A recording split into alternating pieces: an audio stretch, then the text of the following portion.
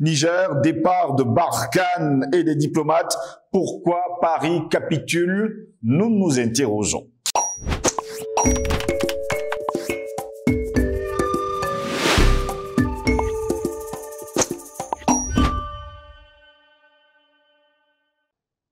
Mesdames, Messieurs, bonjour, très heureux de vous retrouver sur Panafricaniste TV, la chaîne de télévision des panafricanistes, votre chaîne de télévision qui vous apporte le meilleur de l'information sur un plateau d'or. Bienvenue à toutes et à tous, cette édition de Parole panafricaniste.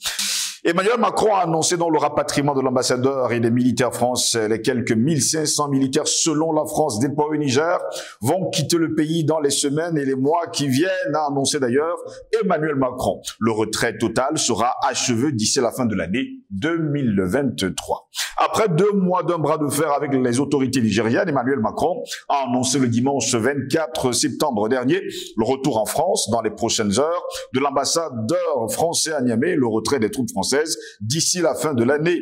Ce retrait des 1500 militaires basés au Niger, selon la France, qui était avant le coup d'État le 26 juillet, l'un des derniers alliés de Paris au Sahel, intervient après ceux du Mali et du Burkina Faso, où la France avait déjà été poussée vers la sortie par les populations hostiles à la présence française sur leur sol.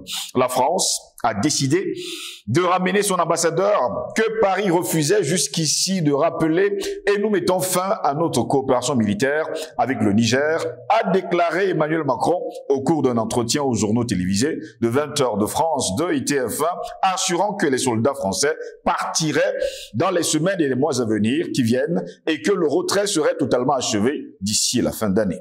Une question cependant pour nous les Africains.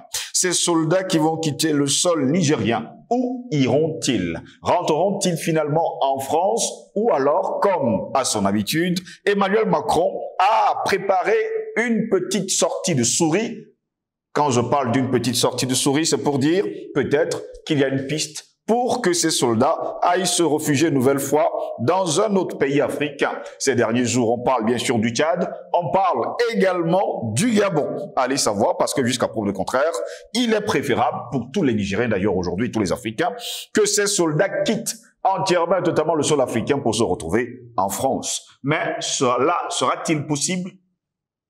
Nous nous interrogeons. Eh bien, les nouvelles autorités nigériennes au pouvoir ont salué en soirée l'annonce d'Emmanuel Macron ce dimanche. C'est leur message. Nous célébrons la nouvelle étape vers la souveraineté du Niger.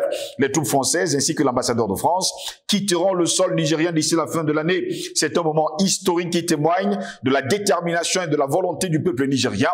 Énonce d'ailleurs un communiqué, on va le dire, des autorités du côté du Niger à la télévision nationale. Début août, il faut le rappeler, une semaine après la prise de pouvoir, et bien sûr par les militaires, eh bien les généraux avaient dénoncé plusieurs accords de coopération militaire avec la France. Eh bien, ex-puissance coloniale, l'un de ces textes contenait un préavis d'1 mois et le régime affirmait que les soldats français déployés au Niger pour la lutte anti-djihadiste sont présents illégalement dans le pays. Des manifestations ont depuis régulièrement lieu dans la capitale pour réclamer leur départ. De la même manière, le nouveau régime avait ordonné fin août l'expulsion de l'ambassadeur français à Niamey, Sylvain Ité, et lui avait retiré son immunité et son visa diplomatique. L'ambassadeur et son équipe restaient enfermés dans l'enceinte française, risquant l'expulsion s'ils en sortaient et voyant leurs réserves de nourriture et d'eau s'épuiser. Jusqu'ici, ne reconnaissant pas le régime, alors les nouvelles autorités nigériennes et ne voulant pas céder aux injonctions, bien sûr, de ces derniers.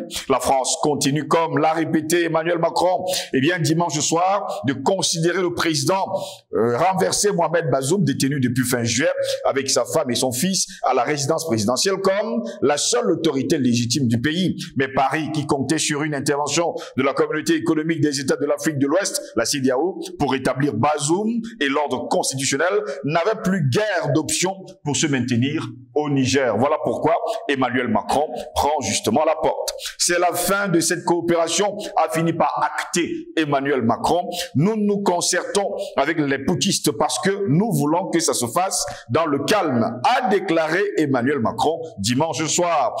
Il a cependant précisé, bien sûr, après 10 ans d'opérations militaires antiterroristes dans le Sahel, la France ne dispose désormais que d'une présence au Tchad. Il parle de 1000 soldats dans cette région. Pourtant, l'opération Barkhane a été un succès, assure encore Emmanuel Macron, répétant que Paris était intervenu à la demande du Mali, du Burkina Faso et du Niger. En tout cas, il est l'heure que ces derniers quittent le sol nigérien et nous nous interrogeons donc, mesdames, messieurs, ce matin encore. Niger, départ de Barkhane et les diplomates, pourquoi Paris capitule? En tout cas, c'est notre grande interrogation. Pour répondre à nos questions, nous sommes avec le docteur Jean-Paul Mbelek, il est astrophysicien panafricaniste. Il est notre invité ce matin. Docteur Jean-Paul Mbelek, bonjour, bienvenue à vous. Bonjour Steve, bonjour à tous nos téléspectateurs, je parle aux panafricanistes de Panafricaniste TV. Bonjour à notre équipe technique, dont JRS.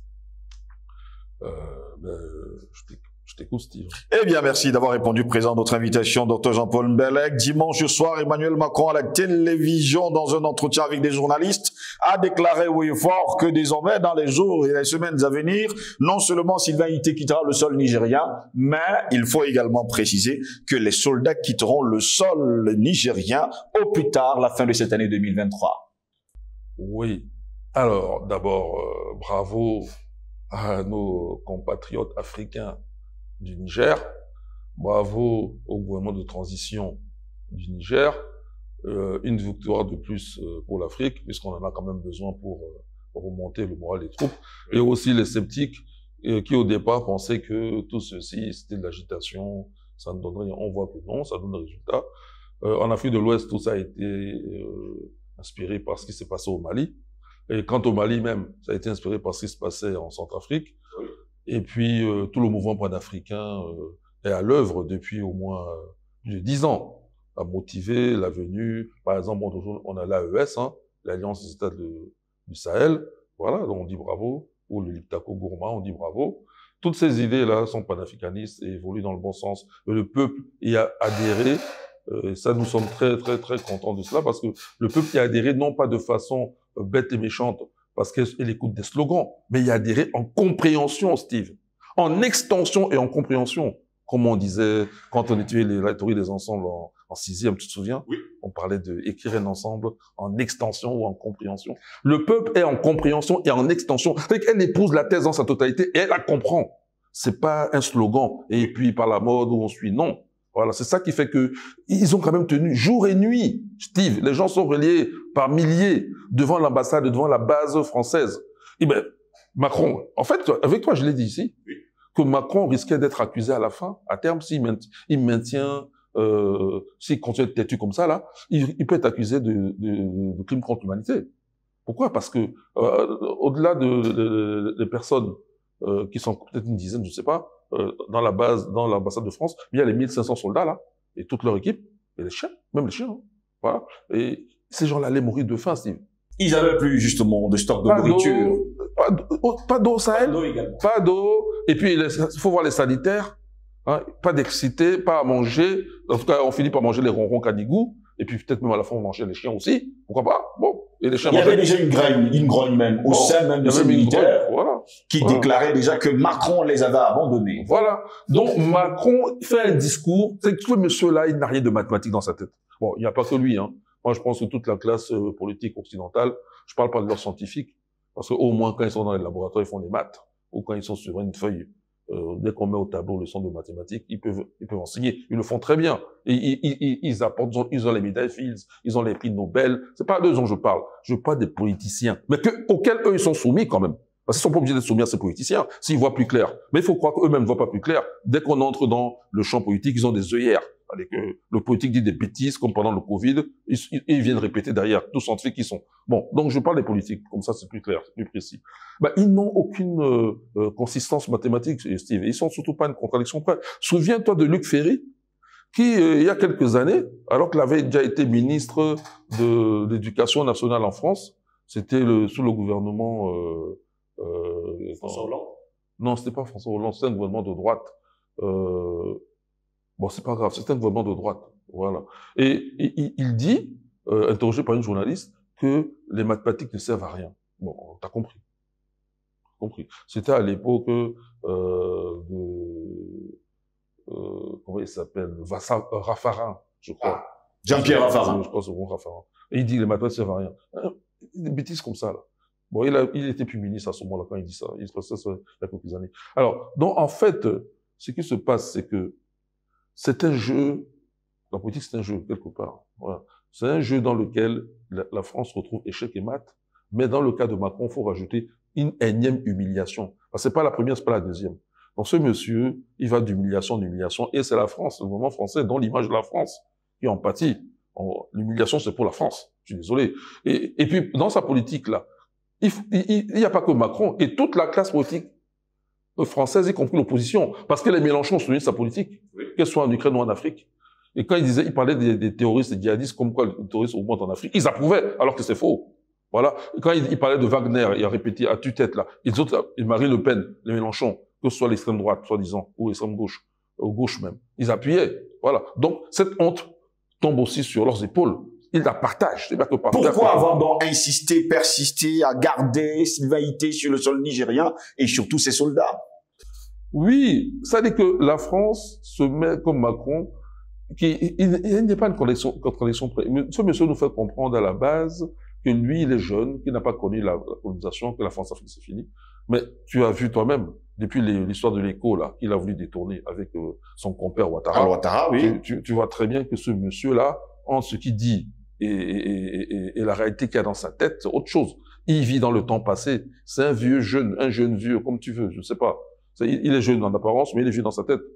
Parce qu'en fait, il est à fond dans la continuité néocoloniale. Il fait même plus que des gens plus vieux que lui, qui, quand même, entre-temps, ont commencé à saisir les nouveautés qui arrivent en Afrique. Voilà, mais lui, non. Et donc, c'est par arrogance, c'est par condescendance, et il vient là, ça fait exactement 2 mois jour pour jour, Steve, qu'il y a eu le coup d'État, renversement de Bazoum. Exactement. Voilà. Et qu'est-ce qu'il dit le lendemain, si c'était même même jour? Nous n'allons... Nous ne reconnaissons pas les nouvelles autorités nigériennes. Il a utilisé des mots dans le sens que si c'est nécessaire, il y aura une répression. C'est pas les mots, on va utiliser la force. La force de façon... Il a mis des qualificatifs vraiment très durs, très forts. Oui. C'est comme si c'était du Dieu sur terre, quoi. Que dès qu'il a parlé, si les autres n'exécutent pas tout de suite, demain c'est le feu qui tombe sur eux, quoi. Voilà. Et quand tu dis des choses pareilles et que au final tu finis par déclarer maintenant que l'ambassadeur doit partir, ça veut dire que t'es pire qu'un enfant. Et puis t'es parmi les coloniaux les plus rétrogrades, parce que qu'est-ce qui se passe là? Ça veut dire qu'il ne réfléchit pas bien. Ça veut dire que ses conseillers sont nuls. Dès qu'il a dit quelque chose... Vous avez dit que Macron suit ses conseillers? C'est ce que je viens de dire. Il les écoute même pas. Ou alors, dès qu'il dit quelque chose, ses conseillers reviennent selon pas, ils disent oui, tu as raison. Parce que, quand même, s'ils avaient de bons conseillers, s'ils étaient si intelligents, ça veut dire faire une bonne lecture de la situation. Bon, les maths, on enlève, il n'y a pas de mathématiques là-bas. Mais quand même, ils auraient pu se rendre compte que l'Afrique change. Ils auraient pu se rendre compte qu'ils n'ont aucune carte à jouer parce que c'est du bluff. La France comptait sur la CEDEAO. Or, depuis le début, il y a des États qui étaient déjà pas d'accord, hein, comme le Cap-Vert, comme le Libéria. Finalement, Tinubu, même, je vais dire un mot là-dessus, c'était très important. Il y a un jeu très important d'ailleurs, Steve. Tinubu, c'est pas pour rien qu'il était le fer de lance, c'est pas parce qu'il venait juste d'être élu et qu'on l'a placé à la tête de la CEDEAO. Il y a un enjeu derrière. Et là, tu comprends peut-être mieux enfin, je pense que tes spectateurs pourront mieux comprendre le jeu des États-Unis. Et donc, Tinubu même commence à reculer parce que son Sénat n'est pas d'accord. Ok? Bon, il reste qui? Il va lui rester, les votes en guerre, il y a les Embalo, il y a les Macky Sall, il y a les Ouattara et Talon. Mais le seul qui est frontalier avec le Niger, c'est le Mali oublie, le Burkina Faso oublie, l'Algérie oublie, même la Mauritanie oublie. Tous ces États-là ont dit que s'il y a intervention, eux, ils sont pas d'accord, ou alors eux-mêmes vont intervenir dans le cadre du Mali et du Burkina Faso. Alors, donc, il reste, dans le Niger, il reste plus que le Niger. Les autres sont loin.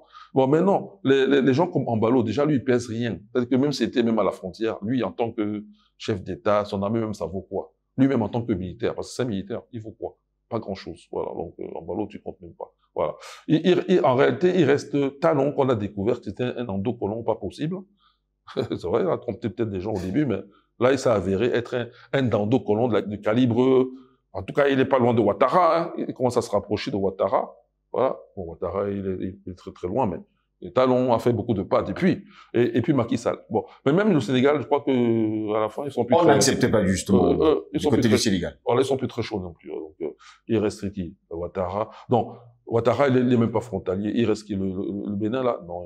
Face à quoi? Face au Burkina, au Liptako Gourma, l'AES, l'Alliance des États du Sahel. Et il fait pas le poids. Et puis, le ciel est contrôlé. L'Algérie contrôle le ciel, les enfants français ne passent pas, le Mali même contrôle le ciel. Ils peuvent, en fait, Macron comptait là-dessus.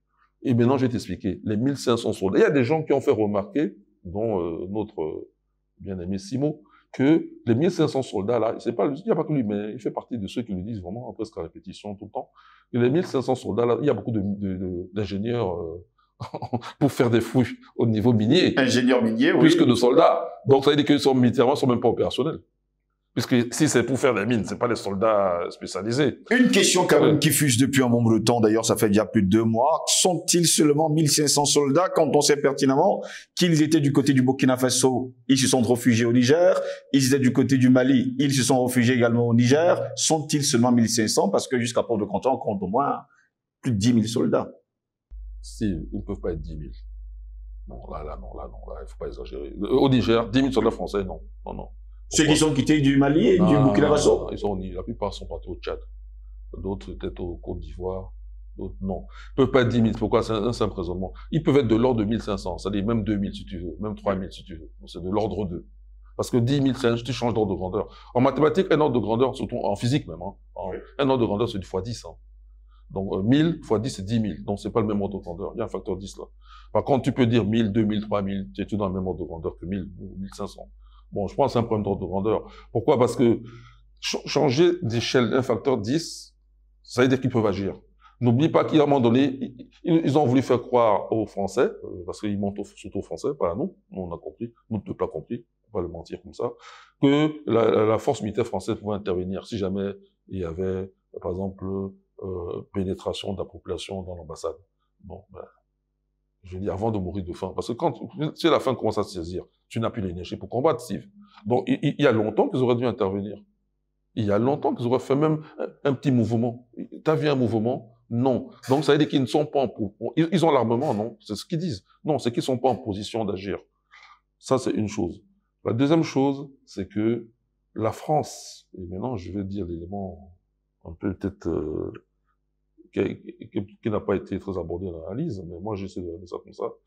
La France est passée du statut, pas seulement la France, les États occidentaux de l'OTAN, hormis les États-Unis eux-mêmes, et hormis les États de l'Amérique du Nord, y compris le Canada. Donc les États occidentaux européens là, même les États européens même, y compris la Pologne, les Européens, ils sont passés du statut, mais le pire c'est pour les Occidentaux, ils sont passés du statut de collaborateurs des États-Unis, partenaires, que ce soit au niveau militaire ou de l'OMC, peu importe. Ils sont passés du statut de partenaire au statut de vassaux. Ça veut dire que maintenant, ils sont redevables aux États-Unis. Dès que les États-Unis donnent un ordre, ils exécutent.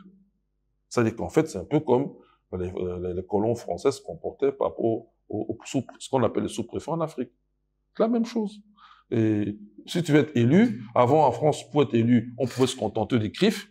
Voilà, parce que quand même, le CRIF jouait le rôle du hybride aux États-Unis. Aujourd'hui, il te faut l'accord du CRIF, peut-être, mais il te faut aussi l'accord des États-Unis.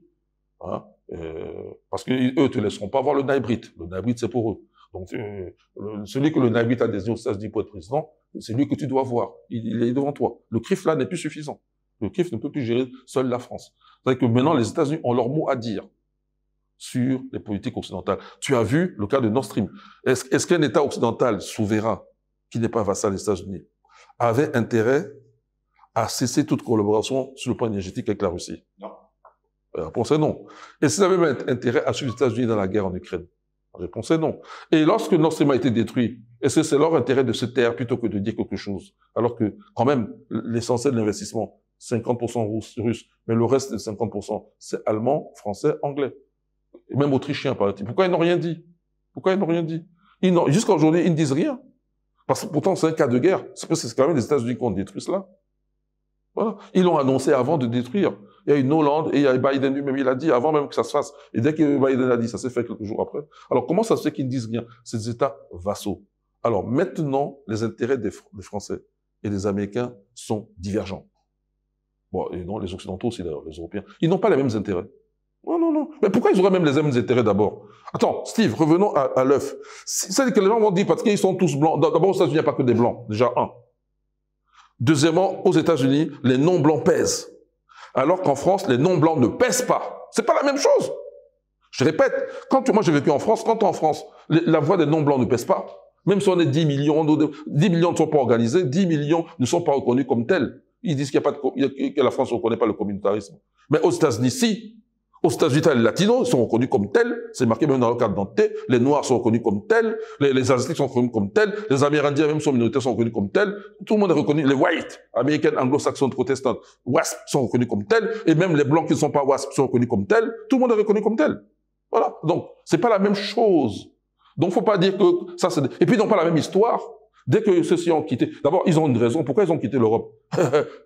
C'était des gens qui fuyaient la misère, des gens qui sont sortis de prison, des gens et qui allaient se tailler le gâteau, quitte à massacrer autant d'Indiens que possible. Mais c'est pas la même gens, tu vois bien. Qu'à un moment donné, il y a des disconnexions. C'est juste qu'ils ont gardé la langue anglaise. Et puis, ils ont des origines diverses, même en Europe. L'anglais, c'est homogène. Alors, mais aux États-Unis, il y a des gens d'origine allemande, irlandaise. Je parle des blancs. Il y a toutes sortes. Je voulais développer un peu. Allez-y. Oui. Donc, ils n'ont pas la même origine. Ça, c'est pour dire. Ça, c'est pour prévenir ceux qui vont dire qu'ils sont tous pareils. Non, non, il y a une nuance là. Voilà. Autre chose. Par exemple, un exemple, c'est qu'aux États-Unis, actuellement, le ministre de la Défense, Austin, depuis Biden, il est noir, non? Il y a eu les Cohen Powell avant, et les Condoleezza Rice avant, pour parler le côté noir qui pèse. Eh bien, ces gens-là sont de souche africaine quand même. Mais en France, tu as déjà vu un ministre de la Défense qui est noir. Le maximum qu'on a eu, ce sont des ministres, des femmes en plus. Ministres de la Justice, c'est le maximum. Et c'est des femmes, c'est pas des hommes. Parce qu'il y a une nuance entre mettre un homme au pouvoir et mettre une femme au pouvoir. C'est pas le même jeu. C'est différent. Hein? Les hommes qui font ça, ils savent pourquoi ils le font. Alors, donc c'est différent. Ce qui veut dire que, oui, je vais te laisser la parole, mais juste pour annoncer ce que je voulais dire, même si je vais développer après, si possible, c'est qu'il y a des intérêts en jeu. Ici, par exemple, il y a un gazoduc. Donc, je t'écoute avant de continuer. Je voulais justement savoir, ces soldats vont quitter le sol nigérien avant la fin de cette année 2023. Où iront justement ces derniers au cas où ils quittent le sol nigérien? Vont-ils rentrer en France? Ou alors, y aura-t-il un autre nid sur le continent africain? Tu rêves, les premiers qui ont quitté le Mali sont rentrés en France. Peut-être un ou deux parce qu'ils étaient malades. Non, non, pas en France. Mais non. Même s'ils rentrent en France, c'est par rotation, non? C'est-à-dire que ils ont déjà fait leur temps, ils rentrent, on en ramène d'autres. Le même nombre qu'on pense. Non, ils vont aller au Tchad. Ça, c'est clair. Peut-être certains vont aller en Côte d'Ivoire parce que Ouattara commence à trembler et d'autres vont aller au Sénégal. Mais Ouattara, il peut trembler encore davantage parce que s'ils ont été inefficaces au Niger, t'as vu, il y a eu coup d'État, non? Ils ont bougé. Donc, même s'ils vont en Côte d'Ivoire, c'est pas plus rassurant pour Ouattara. Parce que s'ils n'ont pas bougé au Niger où c'était chaud, c'est pas chez Ouattara qu'ils vont bouger ou au Sénégal. Non, non, ils seront pas plus efficaces. C'est-à-dire que, en fait, aujourd'hui, l'armée française, aux yeux du monde, ne fait peur à personne. Elle ne vaut plus rien, alors. Elle vaut rien parce que là, non, par rapport à ces mêmes annonces, ils disent qu'ils vont combattre le terrorisme. Au lieu que le terrorisme se amenuise, ils disparaissent, ils augmentent. Y aura-t-il un effet domino dans les jours qui viennent sur les autres, dans les autres pays d'Afrique? C'est sûr, Steve. D'abord, on va aller au Tchad. Comme ça, c'est clair. Voilà. S'ils vont au Tchad, attention. Oui. C'est que nous, les Camerounais, là, puisque nous, là, on parle du Cameroun, là, même si on n'est pas d'Africains, ben, il faut qu'on commence à se préparer. S'il faut rendre des coups, il faut qu'on se prépare. Parce qu'on a beau faire confiance. Il y en a parmi nous qui nous disent que le débit, il est dans un plan, tout et tout. Mais c'est pas, mais, eux-mêmes sont des Camerounais, hein, ceux qui disent ça. Et il faut pas non plus qu'ils aient les yeux fermés. Parce qu'à la fois, on nous dit que ça, on va s'endormir. Donc, qu'est-ce que le jeu avec débit soit vrai ou faux? Il faut que nos yeux soient plus ouverts que jamais. Parce que, à partir du Tchad, si les Tchadiens n'ont pas l'énergie, parce que justement, il y a telle ou telle chose qui fait que le jeune début peut pas... Ok, mais les Français vont continuer à faire leur petit jeu, et le Cameroun est exposé. Parce qu'ils savent très bien que le nerf de la guerre, surtout sur le plan communicationnel, médiatique, c'est au Cameroun. C'est de là qu'à la limite, je pourrais dire même pas des mots d'ordre, quelque part. Nous savons aujourd'hui que c'est le Cameroun qui est visé à partir du Gabon et surtout du Tchad. Le Gabon, le Tchad, c'est les deux. Mais le Tchad est plus intéressant que le Gabon. Pourquoi? Parce que c'est encore près du Sahel. On peut faire double jeu, on peut agir vers le sud, le Cameroun, et agir vers le nord, le Sahel, tu vois. Alors que le Gabon, ça s'éloigne davantage. Donc même sur moi au Gabon, c'est pas beaucoup. Mais la meilleure des choses pour eux, c'est de faire, c'est le Tchad. Et continuer à faire le chantage sur le débit, d'ailleurs. Mais, j'ai parlé de gazoduc tout à l'heure. Donc ça, c'était... On fait attention, je pense qu'on a les yeux ouverts. Voilà. Le BIR, j'ai lu que le BIR, les effectifs du BIR, il faut les multiplier. C'est pas suffisant. Il faut multiplier. Et pas seulement le BIR, il faut d'autres corps d'élite. Il faut multiplier. Parce que je pense que le Cameroun a prouvé, il faut assumer. Il faut quand même préciser par ailleurs, hein, sans donner justement raison au gouvernement camerounais, il y a un recrutement qui est en cours, plus de 5000 personnes. Mais non, ils vont chaque année que ça se fait d'ailleurs. Mais non, ils vont dans le sens de ce que je dis. Voilà, il faut. Parce que le Cameroun doit assumer. Le Cameroun joue un rôle, a joué un rôle et joue un rôle. Et on va pas s'arrêter en si bon chemin. L'enjeu, c'est le continent africain. Donc, il faut que le Cameroun aussi, maintenant, se muscle davantage pour être bien prêt, s'il le faut, à intervenir au Sahel ou n'importe où. Voilà, parce que c'est l'Afrique qui est en jeu. On a bien compris depuis longtemps que les panafricanistes ne peuvent pas se limiter à un territoire. On a vu le Mali et le Burkina Faso et aujourd'hui le Niger, solidaires avec le Niger. Voilà. Et puis, il faut que ça s'étend. Il faut qu'on ait d'autres États qui se libèrent dans le même sens que ces trois États, y compris la Centrafrique, hein, on l'oublie pas. Alors, donc, je disais qu'il y avait un enjeu majeur, Steve. C'est l'histoire de gazoduc. Il y a 2 gazoducs. Un qui est, on ne sait pas exactement où ça en est, mais qui est plus avancé que l'autre. Un, c'est quitter du Nigeria à Wari, on est dans le delta du Niger, là, voilà, et faire couler le gaz jusqu'en Algérie, en passant par le Niger, justement. Tu vois le rôle du Niger? Voilà. Un peu plus de la moitié du parcours en Algérie, le 5e du parcours, c'est au Niger, et le quart du parcours, environ, se trouve au Nigeria. OK? Voilà, on s'embrasse ces 3 pays-là. Le total fait dans les 4100 km. Il y a un autre projet qui passerait tout le Nigeria. C'est-à-dire qu'il y a un fonds gazier au Nigeria. Et bon, il y a aussi un mouvement qui fait que les choses vont ralentir. Là. Il y a un mouvement revendicatif là au Niger, dans cette région du Nigeria. Niger. Alors, il y a un autre projet qui irait jusqu'au Maroc. Alors maintenant, tu vas voir le jeu de la France. La France s'est mis tout le monde à dos. Bon, en fait, on est content. Macron, il fait du bon boulot pour nous, hein, Steve. On avait dit, hein, qu'il gagne ou perd des élections, on était content. Il perd des élections, on est content pour les Français et la diaspora africaine. Il gagne, on est content parce qu'on le connaît déjà, on savait qu'on allait marquer des points. Donc, il reste là, on marque encore plus de points. On connaît déjà le personnage, tu vois. S'il change de personnage, celui-là, peut-être, il peut nous tromper davantage, tu vois. Mais Macron, on connaît, quoi. On sait qu'avec lui, on marque des points. Qui reste là, même. On continue à marquer des points. Comme il a encore 4 ans à faire, qui reste là? Nous, ça nous arrange. Voilà. Au contraire. Et plus il va rester là, plus on va marquer des points. Maintenant, si on met un nouveau, va falloir le découvrir. En même temps, nous, on est humains, Steve. Ça ne nous gêne pas si on enlève Macron. Si on l'enlève, on est content pour les Français. Bon, nous, on est prêts à se battre, même si c'est plus chaud. Mais pour nous faciliter la vie, Macron est intéressant. Voilà. Donc, ce qui se passe, c'est Macron s'est mis tout le monde à dos. Au niveau du gazoduc, le plus important, hein, qui doit emmener le gaz jusqu'en Algérie, et après, on peut dispatcher un peu vers la Tunisie, parce qu'il y a une transmission qui existe entre la Tunisie et l'Italie, on peut aussi envoyer vers l'Espagne, directement de l'Algérie. Voilà. Et puis après, les autres pays, français, Allemagne, ils reçoivent. Alors, tu comprends que, et ce projet est vieux, hein, c'est un projet qui remonte dans les années 80, mais qui a commencé, ils ont signé les premiers accords entre l'Algérie et le Nigeria en 2009. Donc c'est déjà vieux comme projet. Et ils ont commencé à travailler sérieusement là-dessus depuis 2016. Or, entre-temps, il y a eu quoi? À l'époque, la Russie même voulait s'impliquer, en 2016. Mais entre-temps, il y a eu quoi? Il y a eu la guerre en Ukraine.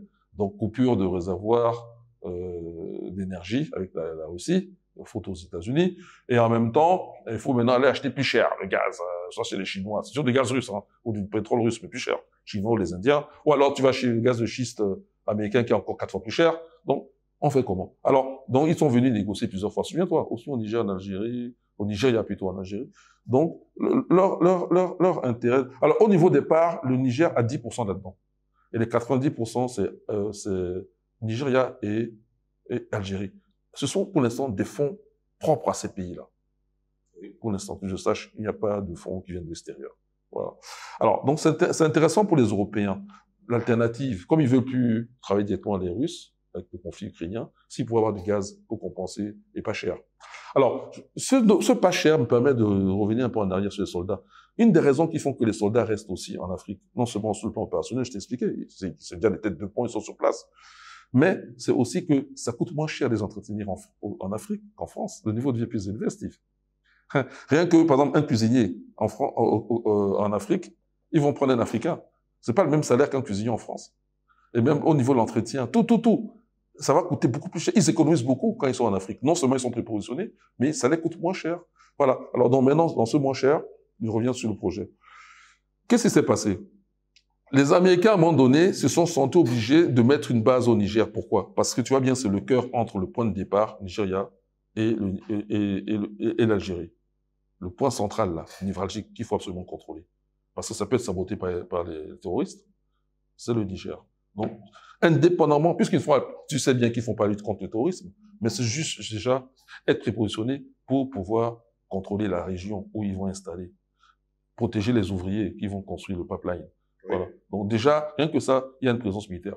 Ensuite, là, au niveau du Maroc, la France avait intérêt aussi à traiter le Maroc. Même si là-bas, le trajet est plus long. Il y a 6000 km à faire là-bas. Donc, qui dit plus long, dit plus cher. Mais avait intérêt. Sauf que la France s'est brouillée avec le Maroc. Si la France s'est brouillée, et pourquoi la France s'est brouillée avec le Maroc? Parce que la France, à un moment donné, se rend compte que le Maroc, c'est plus cher que l'Algérie. Donc, parce qu'ils se sont rapprochés de l'Algérie. Donc, en se rappelant, ils sont brouillés avec le Maroc. Alors, s'ils sont brouillés avec le Maroc, il reste plus que le côté algérien.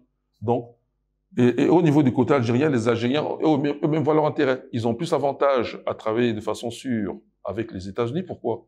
Parce que la France a mis des terroristes dans la région. Et ces terroristes peuvent aussi affecter l'Algérie, pas seulement le Mali. Donc, or, toutes ces infrastructures doivent être protégées. Donc, l'Algérie a plus intérêt à être avec les Américains. Et ils l'ont fait, regarde, toutes les relations des États, même s'ils sont partenaires avec la Russie, ils ont beaucoup de relations avec les Américains. C'est le gazoduc.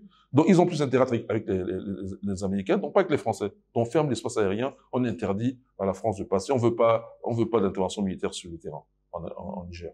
Ok. Bon, la France, évidemment, elle s'est brouillée avec le Niger même. Voilà. Ils exploitent l'uranium, ils ont leur bazoum qui libère les terroristes, qui après vont tuer les soldats nigériens. Donc la France, elle a voulu jouer le rôle de bazoum, alors c'est illégal, même les Français eux-mêmes, les politiciens français comme Asselineau, ils ont reconnu que c'était totalement, la position de la France, compte tenu de la Convention de Vienne, elle est totalement illégale. Donc, et maintenant, ils manipulent Guterres, ils comptent sur l'ONU en jouant sur le fait que la délégation officielle nigérienne ne peut pas parler. Pas de chance. L'ONU applique son statut parce que le secrétaire général ne contrôle pas tout, voilà, et on bloque celui-là, l'ambassadeur de Bazoum, là, de parler, et bon, maintenant, la France manœuvre pour que l'autre ambassadeur, oui, mais il y a un ambassadeur, quelqu'un l'a rappelé dans une chaîne panafricaniste, sœur, il y a quelqu'un qui l'a rappelé, je crois même c'est un Nigérien, c'est que, non, mais, Abdoulaye Diop, a parlé au nom du Niger. Oui, et il a cité le président du Niger, Tiani, parce que il y a l'alliance des États du Sahel, là, okay, Utako Gourma. Voilà. Et il a parlé, il a fait le discours, il a dit, je parle aussi au nom du président Tiani. Voilà. Parce qu'il y a cette alliance-là. Donc, le Niger a donné son point de vue dans tous les cas. Donc, la France s'est ridiculisée et ne peut rien faire. Donc, plus personne ne trouve intérêt. Les Allemands, ils veulent bien le gaz du Niger. Il faut que les choses avancent. La France est blocage de façon illégale. Et en plus, juste pour la France. Et finalement, c'est stérile. Voilà comment Macron, ayant tourné dans tous les sens, a été obligé contre lui-même. La classe politique française, contre elle-même, a été obligée de jeter l'éponge. Et maintenant, jetant l'éponge, il continue à dire qu'il soutient Bazoum. Tu ne peux pas soutenir Bazoum, puisqu'il y a un mot que Macron a prononcé. Macron a dit qu'il reconnaît le pouvoir de fait. C'est-à-dire que les autorités de fait, c'est-à-dire que même s'il met de fait veut dire, justement, tout le monde a reconnu les autorités nigériennes parce qu'elles sont de fait.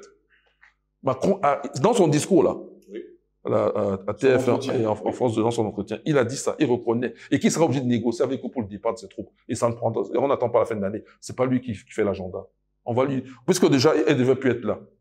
Les délais ont été dépassés. Donc, si les Nigériens sont gentils, on peut leur donner un peu plus. Mais ça sera certainement pas 3 mois. Donc, en fait, c'est échec et mat, en plate couture. Mathématiquement, la copie vaut 0. Ils valent rien. Ils ont démontré la face du monde. Merci. Merci à vous, Dr Jean-Paul Béré, d'avoir répondu à nos questions. Merci de m'avoir invité. Mais j'avais beaucoup à dire sur ce sujet-là, surtout que je l'ai bossé. Et tu m'as coupé. Le temps nous est parti. Tu m'as coupé sans le dire. Là, j'ai été obligé de me couper tout seul. Voilà. Parce que, bon, Mais bon, les téléspectateurs pourront continuer les par eux-mêmes. Merci mesdames, messieurs de nous avoir suivis. Au plaisir de vous retrouver très prochainement. Restez sur Panafricaniste TV. L'information y est en continu.